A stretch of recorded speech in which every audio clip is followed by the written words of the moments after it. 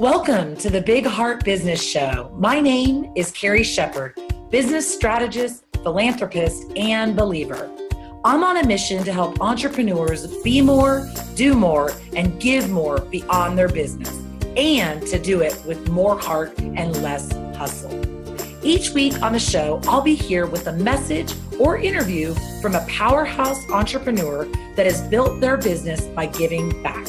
Together, we will inspire you, fuel you, and get you going with simple action steps and strategies to grow your purpose-driven business. Our philosophy here is that we can change the world one big heart business at a time. Let's get started. This is episode number 8 of the Big Heart Business Show. Today, I have the pleasure of speaking with Adrienne Dorison. Adrienne helps entrepreneurs strategically earn more, scale their businesses effectively, and give back to the world in bigger ways. In the last 2 years, Adrienne has crushed $45,000 in debt, left her corporate job to run her now multiple six-figure business, donated over $87,000 and growing to meaningful causes, and helped hundreds of ordinary humans achieve extraordinary results. Welcome to the show, Adrienne. Thank you for having me. I'm excited to be here. Yes, I am excited to have you as well. I'd love for you to kind of share with our audience a little bit of the behind the scenes of your journey, kind of giving them the official bio, but what's the real story of how you got to where you are right now? Yeah, so I was, how far back should we go? So I have like a really random degree from a couple universities. So I have a master's and an undergraduate degree in wildlife conservation. I always thought I was going to be like working for the government or for a nonprofit, doing like basically saving animals was my life goal and purpose, and still is part of, my bigger mission in terms of like what I love doing and what I really care about, which I think is something important, especially on this show, like talking about like, what do we really care about? Like, why do we do the things that we do? So that was my background. And then I actually got hired into a Fortune 500 company doing supply chain, and I was working in the forestry industry. So my natural resource background was relevant, but I was doing more of a business role at that time. So worked in that corporation for years, and also developed a skill set in Lean Six Sigma, which is all around efficiency and performance and how we get more results out of less input, or more results in less time, with less cost, with less waste, all of those things. And so I started my business on the side of that corporate job just because I was feeling really creatively suffocated. I felt like we were doing a lot of really great work that was then not getting approved in terms of, oh, well, we've always done things this way, so we're just going to keep doing them this way. And really my whole role was based around innovation and how do we improve, continuously improve the things that we're doing. And it just wasn't the right place for me to do that. So I was up against like a value friction rub there, because I was like, you guys are paying me to do this, but then you don't want me to do it, or you're not able to implement it. So not really using your skill set. Yeah, you're not really using my skill sets. And I felt really suffocated in that. And so I started, I found the online space, and anyone who has like found the online space knows that that's like a snowball effect. You find like one person, and then you find like another person, and then you find like this Facebook group, and then you find 47 others. And you're like, oh my God, there's like this whole world of people that run their own businesses and are experts at what they do, and they've found a way to monetize that on their own outside of a job. And so I never thought, like, I was never like the kid that thought I'm the bracelet maker or the lemonade seller who's going to be an entrepreneur. Like, I don't have that story. I thought I was going to be a VP of a corporation.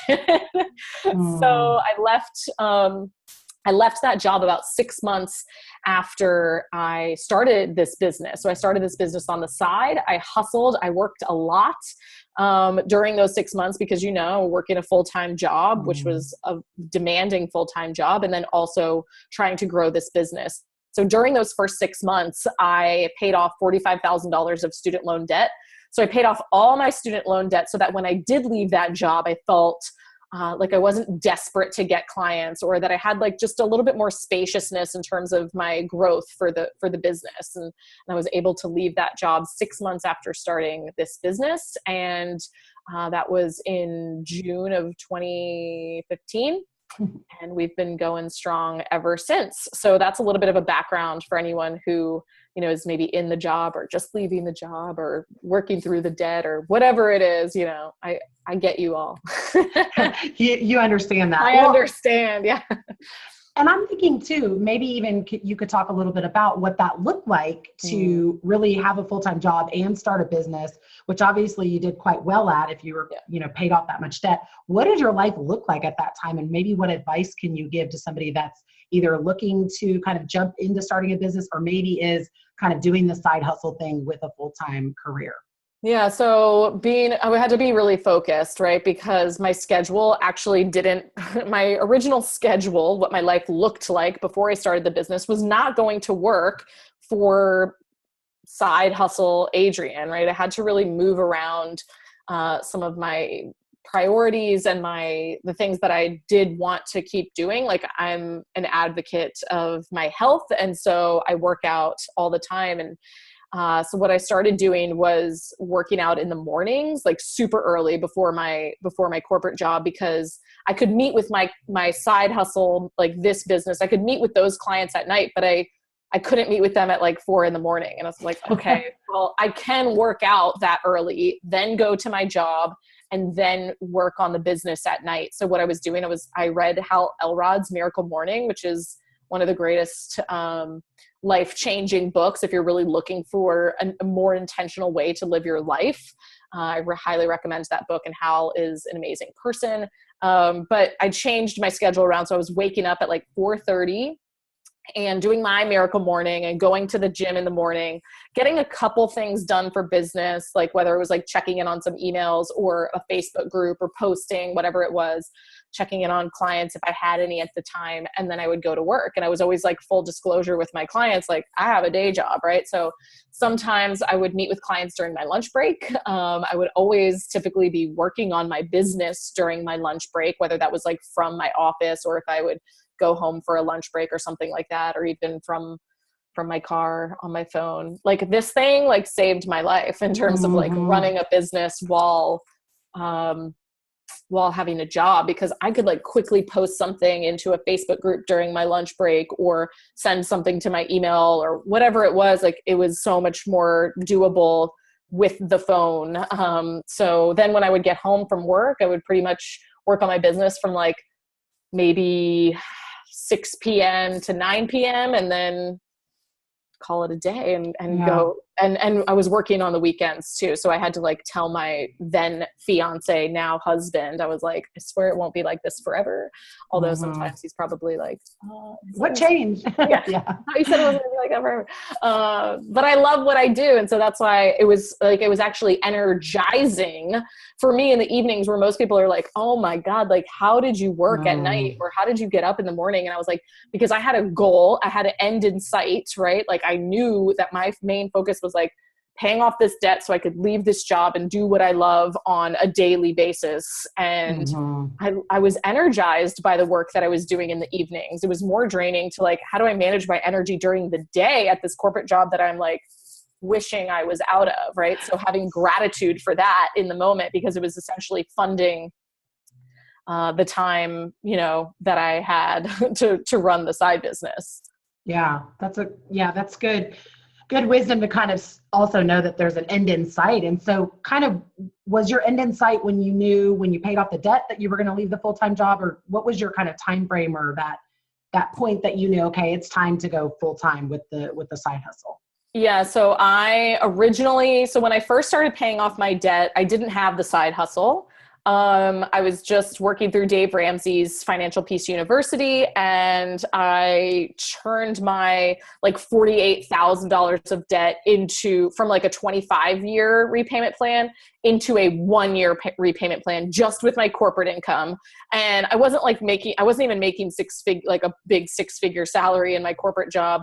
But it was just that I got really clear on my budget. I was living on like minimal expenses. And I started giving right from the beginning there when I was paying off my debt, because that showed me like, it got me really clear on what I valued spending my money on, what I needed, what I didn't really need. And so I went to that 1 year repayment plan. And then once I started the side business, everything that came in from the side business, I was also pouring it onto the debt, which is how it became from a 25-year to a 1 year just with the corporate job. And then from a 1 year to 6 months, which I just paid it off, as fast as I could. Mm-hmm. So originally, I guess I was thinking I would stay at least for that. I was going to be there for the year until I paid off the debt. And I wanted to have a bigger emergency fund before I left. But I actually got approached by one of the VPs. They had like read some of my blogs, and they thought that what I was doing was not a conflict of interest legally, but they wanted me to make a decision in terms of where my focus was going to be. I could have stayed because, again, there was nothing legally wrong, and I was still performing to above standards, but I kind of got the universal nudge that I needed, because I think I would have stayed in that job a lot longer just for like the safety net. And it kind of forced me to trust myself a little bit sooner. So I think I probably would have stayed after I paid the debt, probably a few more months just to build up my cash. Sure. But I didn't. I got pushed out. Hey, everything happens for a reason, right? Exactly. Yeah. I was so thankful for that, because I was really making up all these excuses of why I needed to stay longer, right? Like, I'm leading these 3 big projects, like company-wide projects, like that I'm the lead on. So who's going to do this without me, right? Like, it'll be so, like, they'll be lost without me. And I was like creating all of these reasons why they needed me to stay. And really that was just my own like safety net of my ego. And I'm so thankful for that, like, universal push to be like, I think you should make a decision. Yeah. And I knew what the decision was as soon as they approached me. I was just like, okay, I wasn't planning for this, but I'm ready. Mm-hmm. Yeah. It seems like you had it all set up, and obviously you had a great, your business was booming. So it was easy to make that transition. So let's fast forward a little bit. So you're full-time in your business, you're working with clients. Talk to our audience a little bit about what that looked like. Cause I know you've transitioned from doing a lot of one-on-one work to groups to, high-level master. Yeah. But kind of that journey of what it looks like, and kind of how you made those decisions about what the next level and the next step in your business was going to look like. Mm-hmm.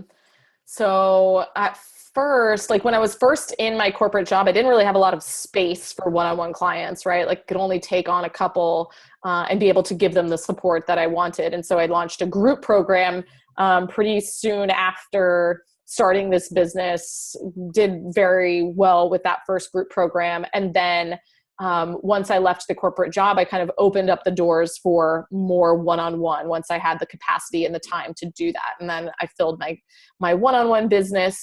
Shortly after that, I started a membership site, which was my more like scalable option. And I went through a couple iterations of that membership site. It needed continual improvement in terms of like niching down a little bit more. Who was this specifically for? And so over like the past 2 years, I've been like constantly refining and editing and continuously improving the programs that I've had, so that I'm really clear on like who I'm serving and why I'm serving them, and really just listening into like what I really love to do and what I feel I'm really best at. And so at the end of last year, I just really did like a full overhaul of all my programs, which were really nicely laid out for like different stages of business. I had my whole scalable plan, and then I really came back to myself and said, like, what is the positioning in the marketplace you want to have? And how do you love working with people? And when I asked, and who do you best serve, right? And when I asked myself those questions, I really had to remove the membership site and the brand newbies, like people who were just starting their business. Were not not who I best served. I think that there's other people out there that can serve them better, faster. And then once people have an existing business, that's who I can really grow and scale them much more effectively. So I had to make a big decision to like cut my scalable program basically. And the other thing I asked myself was like, how do you love working with people? And it was more intimately. It was like through that, everything like had to do with connection. Like my word last year was connection. And I really love being able to like dive deep with people, whether it's like on a 1-day VIP like intensive or a year-long mastermind or an in-person retreat. Like I loved the experience of getting to like dive deeply into someone's business so that I could actually solve their problems versus trying to do it with a program that I just didn't see them going through or getting as much as big of results as quickly as I wanted them to. And this sort of like, I had this aha moment when one of my membership site students won a free 30-minute call with me. And that free 30-minute call that they got was like probably 10 times more effective for them than the 3 months that they had spent spinning their wheels on their own. Like not on their own, but it was just so much more challenging for them with the course materials or with group calls. And I was like, you know what? Like, I'd rather people just save their money and spend it on me on a 1-day intensive because they're going to get way more value from that than trying to convince themselves to go through materials that they're not using. So I've had like a lot of back and forth, but I think it's like always, going in and like seeing like, how do you really love working with people? Because a lot of people in the industry and in the online space, we're basically preaching a message of like, if it's not scalable, it's not right. And I pretty much went the opposite direction and said, I'm cutting my scalable program. The only way to work with me now is one-on-one mastermind or retreats, right? Like in person, which is the opposite of what people were saying I should be doing.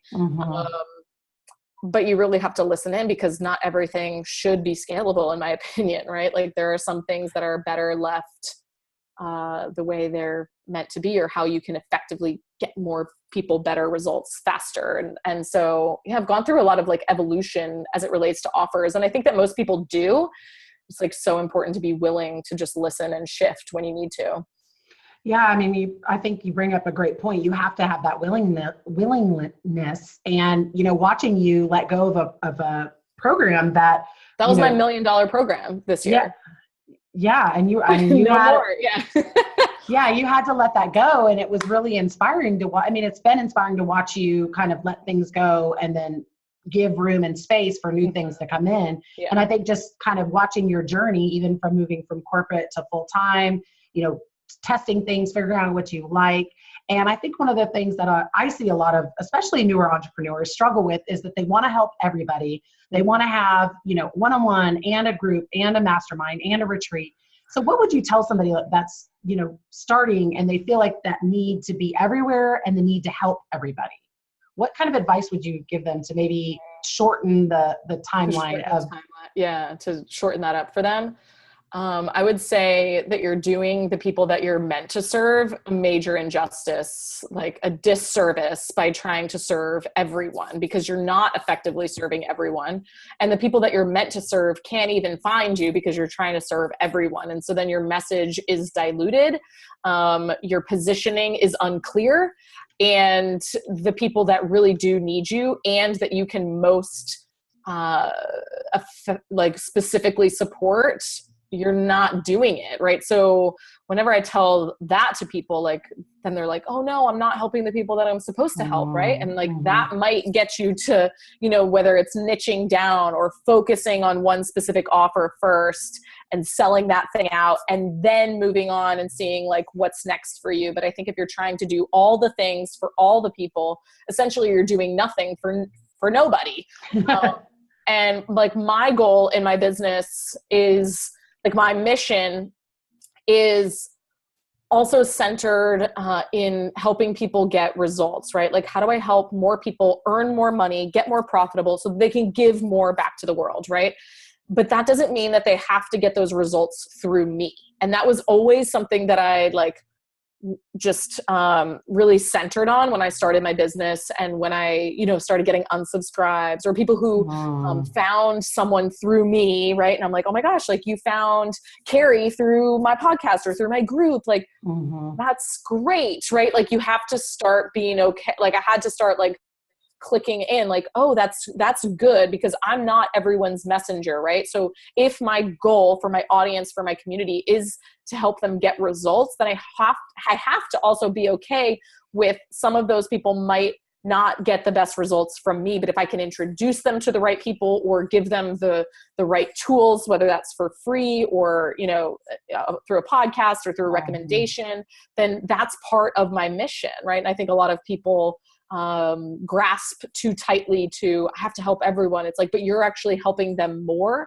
by putting them in touch with the right people who can help them more specifically. So when I let go of this membership site, I made really intentional, strategic partnerships with people who do help newbies and people that are just starting their business, and that they're better at that than I am, right? So I'm like, okay, if I'm not going to be doing that, I know that I still have people in my audience who are looking for that type of support. So I need to make sure that I have the right people to refer them to, because those people can actually help them better than I can. And I believe that that's my role, to part of my mission, to send them to the right people. Right. So I think really focusing on what your position in the marketplace is and who you specifically know you serve best, so that you can actually serve them.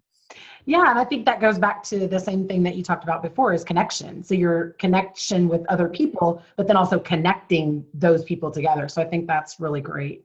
And that always feels really good, right? Yeah. And people remember that, whether it's you connecting them with the right mentor, or the mentor being thankful that you connected them with the right client, or even just someone who, you should meet Carrie. She's, super interested in XYZ. I think you guys would get along well. I think that helps your business way faster than anything else I've seen. Yeah. And just that kind of reminds me too, or helps to remember that there's more than enough, that, just because that client decided to work with somebody else, there's another client, waiting in line for, to work with you. That's going to be that perfect fit. So always. And every time I've released the programs or the people that I don't serve best, or that aren't in my prodigy zone, or that weren't the perfect fit client, not because they're a bad person or they're anything's wrong with them. It's just that we weren't necessarily a good fit. Anytime that I've released that, the perfect people have come in, right? People that I'm oh yeah, that's why I sent so-and-so to this other person, because they're a perfect fit, and that left room for someone else to come in who really is meant to be supported by me. Yeah, that's awesome. Well, I want to kind of transition a little bit and start talking about what your give back plan looks like. Now, obviously, in your introduction, I already shared with our audience that you've donated over $87,000. So I'd love to hear a little bit about that. And I know you also have your own charity. So just kind of talk us through what your give back plan and looks like in your business and why that's so important to you. Yeah, so giving has been a part of my life since early childhood. I lived with my mother, single alcoholic, abusive mother, for a good chunk of my young childhood. And at that time, there was certain situations where she had to be taken away for weekends by law enforcement. And I was with she would leave me with her friends for the weekend to take care of me while she was gone. And one of the things that we did one weekend with my mother's friend was we went to Tony Robbins' Thanksgiving Basket Brigade.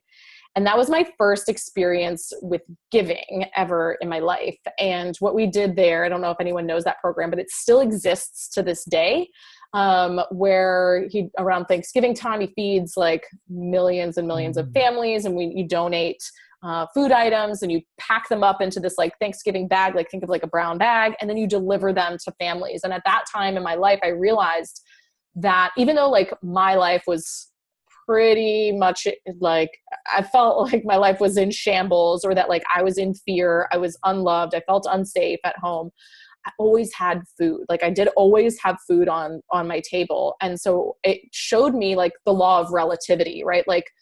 At a very early age, I didn't know I was learning the law of relativity. I just knew that even though my life looks like this, I can be thankful that at least I have food. And I just knew that giving to these people made me really happy, right? I knew that it felt really good to be able to have nothing and give something away. And so throughout my adult life, early adult life, I was giving, but not consistently. And once I started paying off my debt, I like made a commitment to myself. I was like, I'm going to go through this debt repayment and I'm going to follow Dave Ramsey's advice and like consistently give. And that allowed me to like really reduce my expenses because again, law of relativity.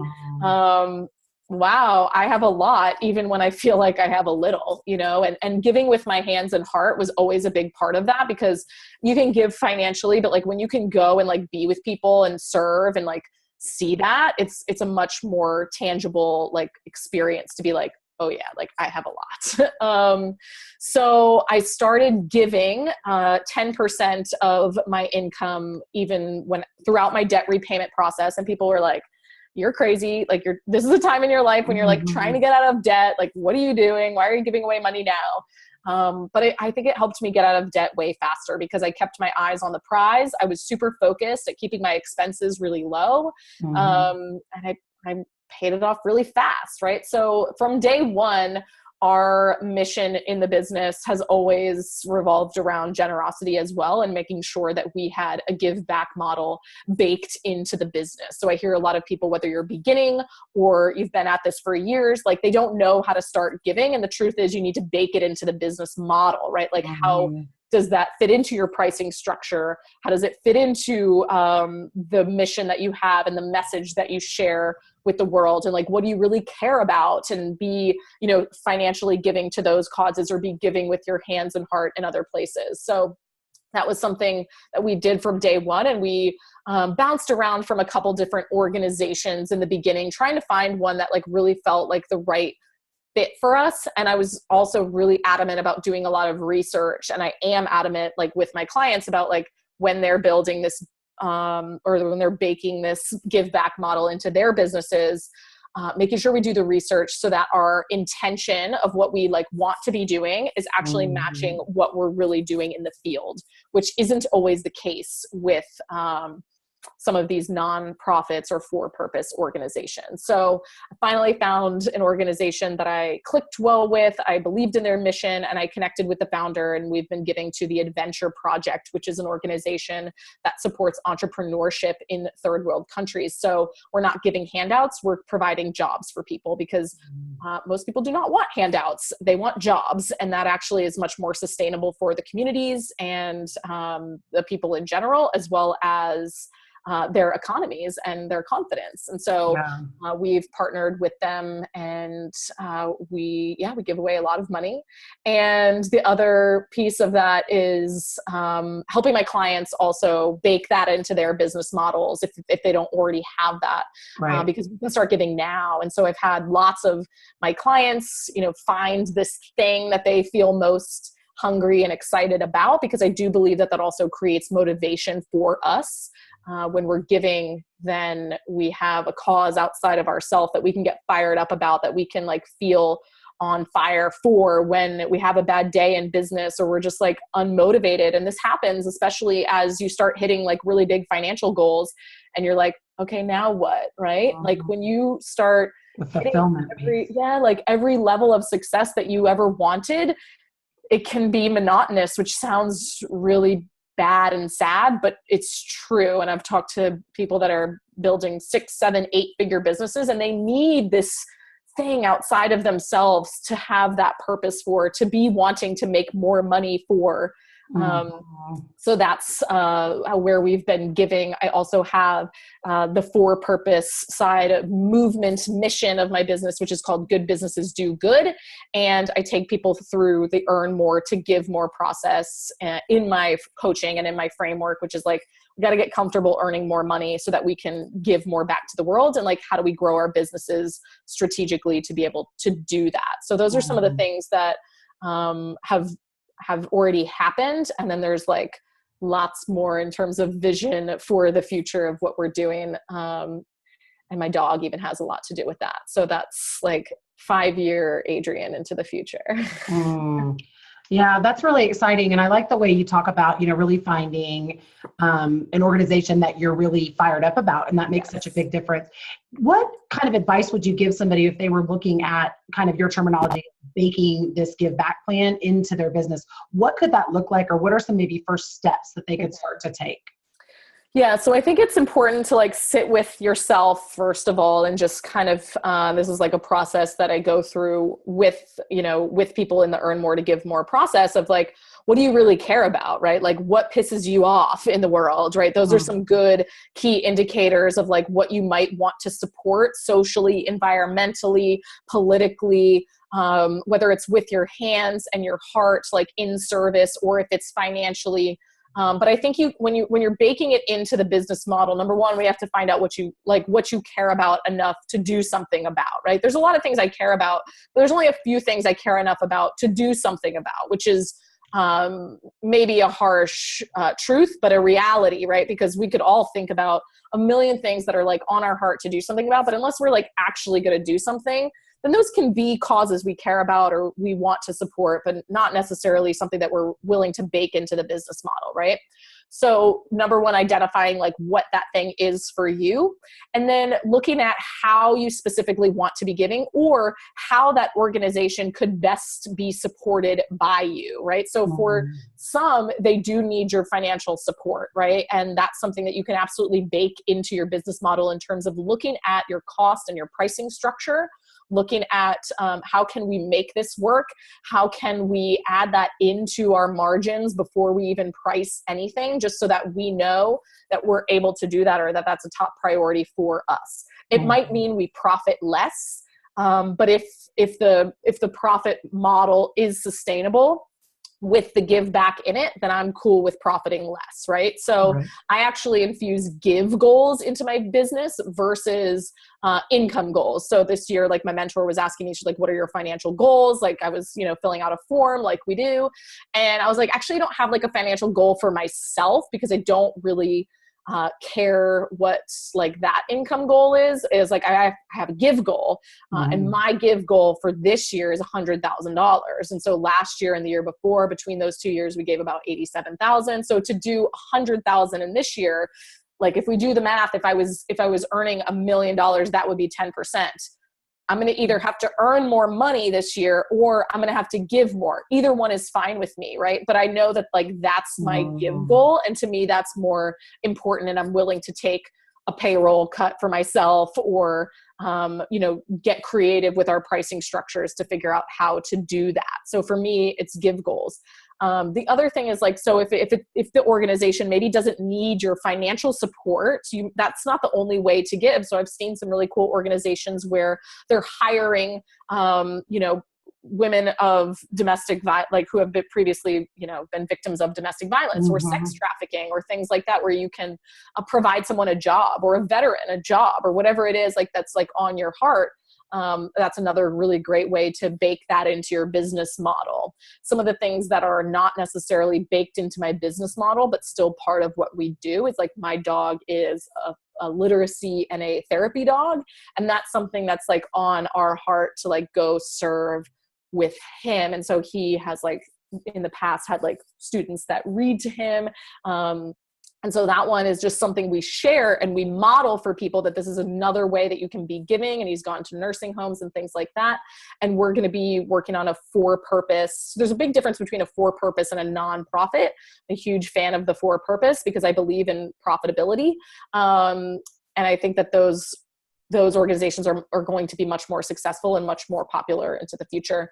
But the for-purpose that we're working on is to bring therapy dog work to children of domestic violence, because that was my life, right? And if I had this dog that like shows this unconditional love and support, I think that there's a lot of healing to be had there. So like that's going to be part of our business model. So you want to be thinking about these things at the beginning or now, right? I don't want people to be waiting, but you have to really find something that lights you up and be patient with that. Sometimes it takes a little time, but with some journaling, with some visioning, like you can really start to understand what you actually care enough about to do something about, and you'll want to earn more money for it, right? I think all of these organizations could use financial support, but if you can be giving with your hands and heart, that's another added benefit.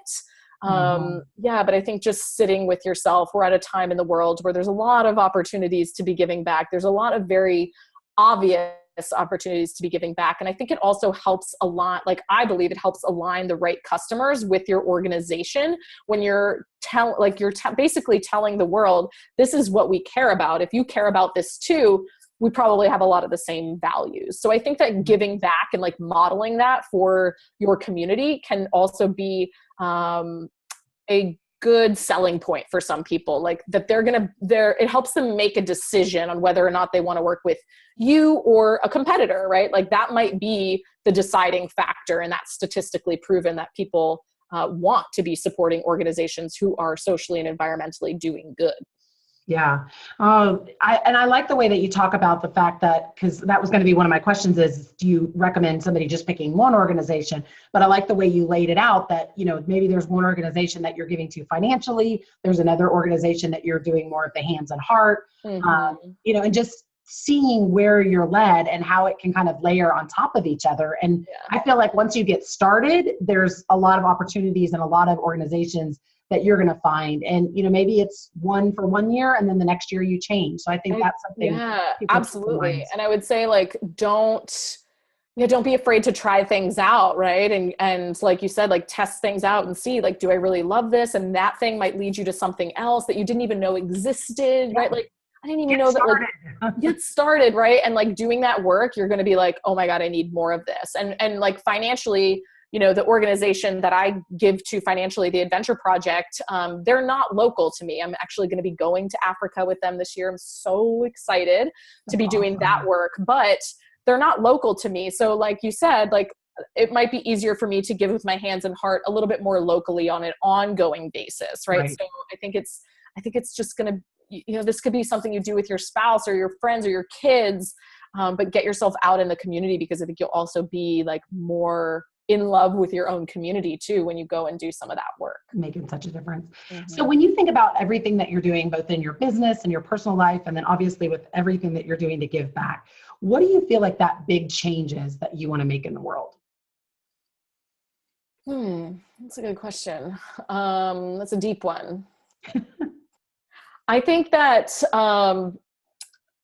I'm here right now, like my mission right now, like what I feel I've been called to serve with is helping business owners earn more, getting comfortable with earning more money, getting strategic to earn more money so that they can give back in bigger ways, so that they can like really find that meaning and that purpose in their business, which is not a financial goal, right? Like as much as you think that that's your goal and that's your purpose, it's not.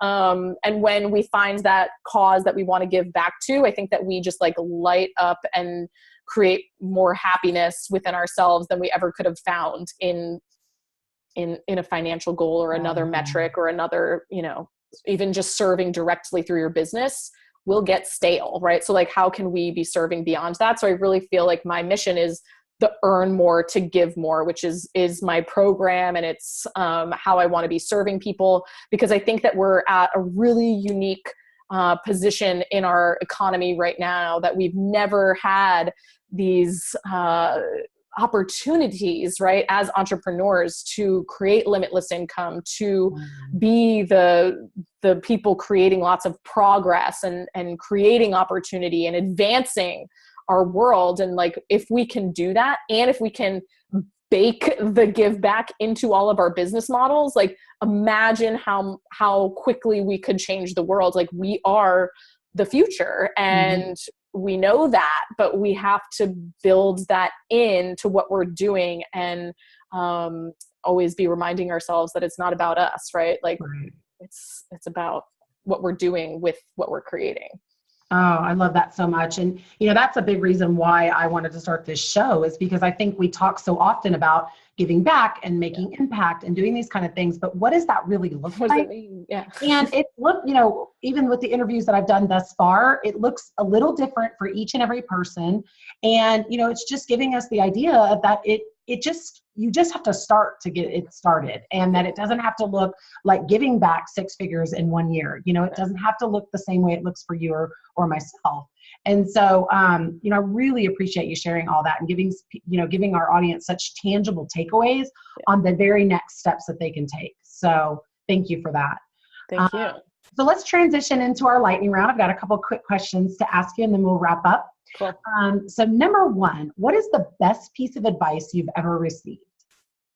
Oh my gosh. I would say it was probably Dave Ramsey's, paying off my debt and make that a really big priority, because that's just snowballed and changed the rest of my life really, really dramatically. Great. Number 2, what is your favorite quote, mantra, or Bible verse? I'm going to go with a mantra, and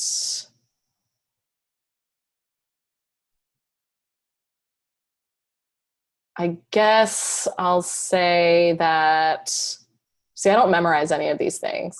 I'm like, I don't know, whatever I said to myself this morning.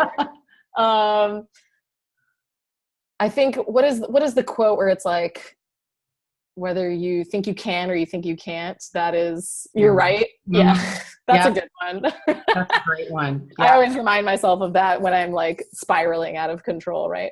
Mm-hmm. That's a good one to have in the back of your mind, right? You've already mentioned one, but what book would you recommend to our audience, and why? Yeah, so Miracle Morning is a really great book.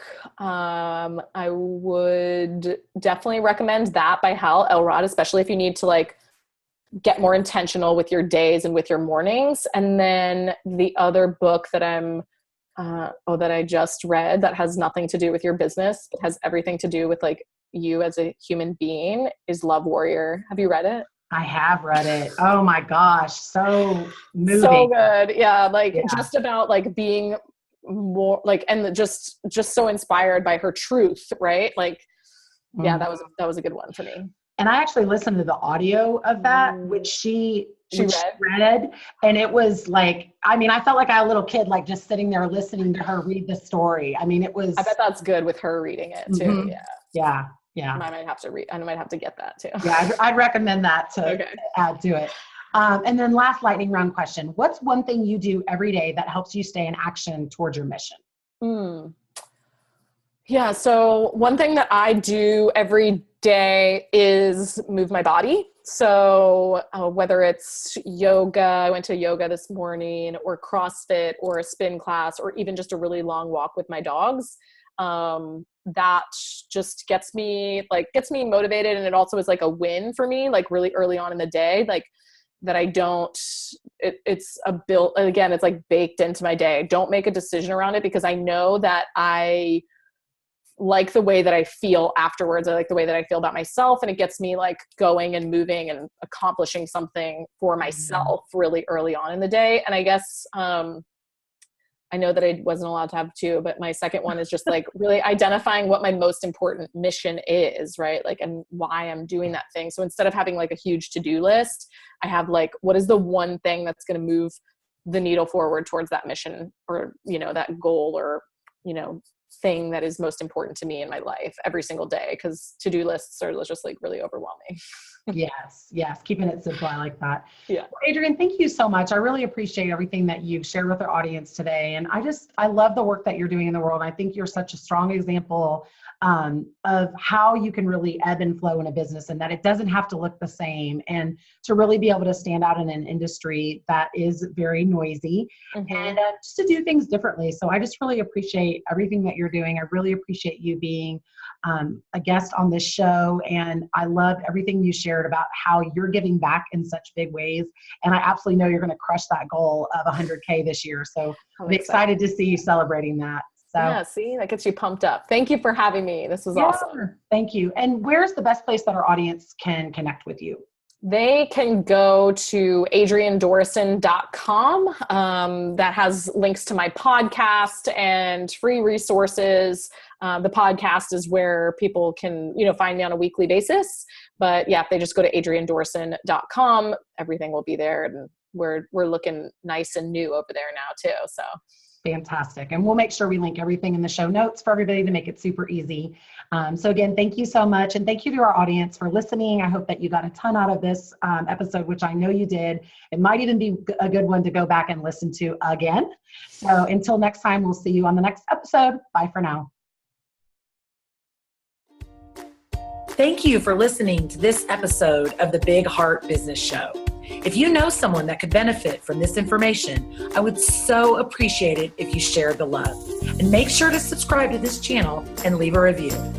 One last thing, if you're ready to fuel your big heart business with a consistent flow of cash and clients, head on over to carrieshepard.com/free gift to access a very special video series I created just for you. And don't forget, we are changing the world one big heart business at a time.